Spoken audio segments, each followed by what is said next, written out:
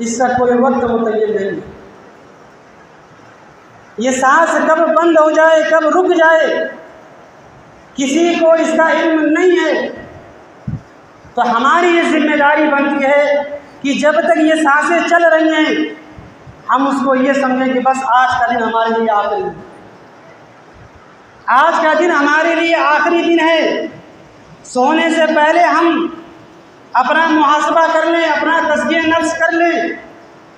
اپنا جائزہ لے لیں کہ آیا آج ہم نے دن بھر کون سا عمل کیا ہے۔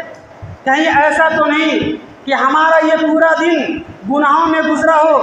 کہیں ایسا تو نہیں کہ آج کا یہ دن ہمارا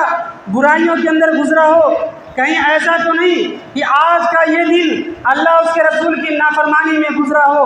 اگر یاد رکھیے، اگر پورا کا پورا دن ہمارا اللہ اس کے رسول کی نافرمانی میں گزرا ہوگا تو یاد رکھیے، یہ سوچ کر کے سوئیے بستر پر کہ اب پتہ نہیں ہم صبح اٹھیں گے کہ نہیں اٹھیں گے۔ اگر اسی حال میں ہمارا انتقال ہو گیا، موت آ گئی اور صبح کا سورج ہمیں دیکھنا نصیب نہ ہوا تو یاد رکھیے وہی آخری ہماری رات تھی۔ اب قیامت کے دن ہم اٹھائے جائیں گے، اور جب اٹھائے جائیں گے ہمیں اللہ کے عذاب سے کوئی چیز بچا نہیں سکتی۔ اسی لیے میں نے قرآن مجید کی آیت کریمہ تلاوت کی، یا ایھا الذین آمنوا اتقوا اللہ، اے ایمان والو، اے وہ لوگوں جو ایمان لائے ہو، جو اس بات کا دعویٰ کرتے ہو کہ ہم اللہ کو مانتے ہیں، رسول کو مانتے ہیں، قیامت کے دن کو مانتے ہیں، جنت کو مانتے ہیں کہ اللہ نے جنت بنائی ہے، جہنم کو مانتے ہیں کہ جہنم اللہ رب العالمین نے بنائی ہے۔ ہمارا اس بات کے اوپر اگر ایمان ہے کہ اگر ہم نے اچھا عمل کیا تو ہمارے لیے جنت ہے، اگر ہم نے برا عمل کیا تو ہمارے لیے جہنم ہے، اگر ہمارا اس بات پر ایمان ہے، اسی طریقے سے ہمارے اس بات پر بھی اگر ایمان ہے کہ مرنے کے بعد قبر سے ہی اگر اچھا عمل ہے تو اس کے لیے جنت کی کھڑکیاں کھول دی جائیں گی، اور اگر برا عمل ہے تو قبر سے ہی عذاب شروع ہو جائے گا، جہنم کی کھڑکیاں کھول دی جائیں گی اس کے لیے۔ اگر ہمارا اس بات پر ایمان ہے تو اللہ کہتا ہے وَلْتَنظُرْ نَفْسٌ مَّا قَدَّمَتْ لِغَدٍ، ہر انسان کو چاہیے، ہر نفس کو چاہیے کہ وہ غور کرے، فکر کرے اور اس بات کو سوچے کہ ہم نے کل کے لیے کیا عمل کیا۔ وَلْتَنظُرْ نَفْسٌ مَّا قَدَّمَتْ لِغَدٍ، ہر انسان کو چاہیے کہ اس بات پر غور کرے کہ اس نے اپنے نفس کے لیے، اپنے آپ کے لیے اس نے کون سا عمل آگے بھیجا ہے، کل کے لیے اس نے کون سی تیاری کی ہے، کل سے مراد قیامت یعنی قیامت کے لیے اس نے کون سی تیاری کی ہے۔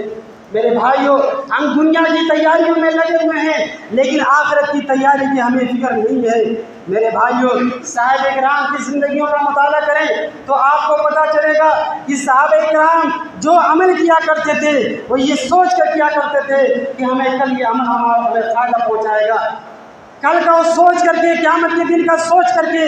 وہ جو بھی قدم اٹھاتے تھے سوچ سمجھ کر کے اٹھایا کرتے تھے کہ اگر آج ہم نے کوئی غلط قدم اٹھایا تو قیامت کے دن ہمیں پچھتانا پڑے۔ اب دیکھیے حضرت عمر فاروق رضی اللہ تعالیٰ عنہ کون نہیں جانتا ہے، امیر المومنین ہیں، کتنی لمبی چوڑی ان کی خلافت تھی، 22 لاکھ مربع میل کے اوپر حکومت کرنے والی شخصیت، لیکن آپ کو یہ بھی معلوم ہوگا کہ وہی امیر المومنین ہیں، مسلمانوں کے خلیفہ ہیں، اتنی لمبی چوڑی ان کی حکومت ہے، لیکن راوی حدیث بیان کرتے ہیں کہ جب عمر فاروق ممبر پر کھڑے ہوتے خطبہ دینے کے لیے تو آپ کے کپڑوں کے اندر 10 12 پیوند لگے رہا تھا۔ اتنی سادہ زندگی، امیر المومنین ہیں، خلیفۃ المسلمین ہیں، لیکن اس کے باوجود کپڑوں کے اندر ایک نہیں 10 12 پیوند لگے ہوئے ہیں۔ اتنی سادہ زندگی کس چیز نے ان کو مجبور کیا ہے اتنی سادہ زندگی گزارنے پر؟ وہی کل کی فکر تھی، کل کی فکر تھی۔ یہ دنیا ہمارے لیے کیا ہے؟ یہ دنیا تو کھلونا ہے، یہ دنیا تو دھوکے کی چیز ہے، یہ دنیا تو رنگینی کے اندر اس کو دیکھا جائے تو بڑی اچھی لگتی ہے، اس کی رنگینیاں دنیا بڑی پسند آتی ہے، لیکن آج دھوکے کے علاوہ کوئی چیز نہیں ہے، دھوکے کے علاوہ یہ دنیا کچھ بھی نہیں ہے۔ وہ جانا کرتے تھے اس دنیا کی حقیقت کو، پہچانتے تھے، اس لیے وہ دنیا سے کٹ جایا کرتے تھے اور کل کی تیاری کیا کرتے تھے کہ ہمیں اللہ نے خلیفہ بنایا ہے، اگر ہم نے اچھے سے اچھا پہنا، اچھے سے اچھا کھایا تو پھر اگر ہمارے رعایا میں کوئی بھوکا رہا، کوئی پریشان رہا، تو کل قیامت دن ہمارا گریبان پکڑے۔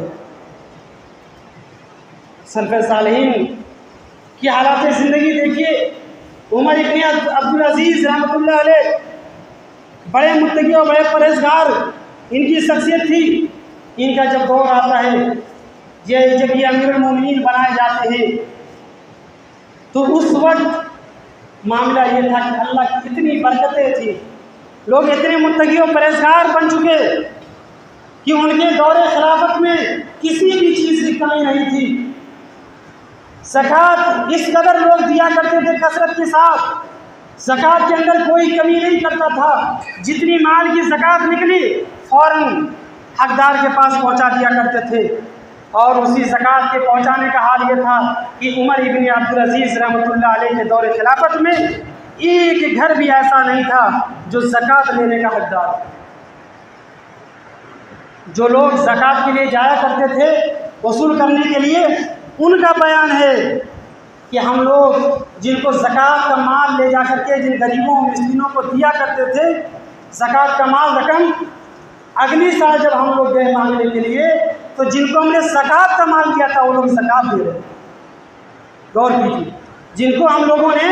زکوٰۃ کی رقم جو اکٹھا ہوئی تھی امیروں سے، دولت مندوں سے، وہ رقم لے جا کر کے ہم نے جن غریبوں اور مسکینوں کو ہم نے ان کے حوالے کیا،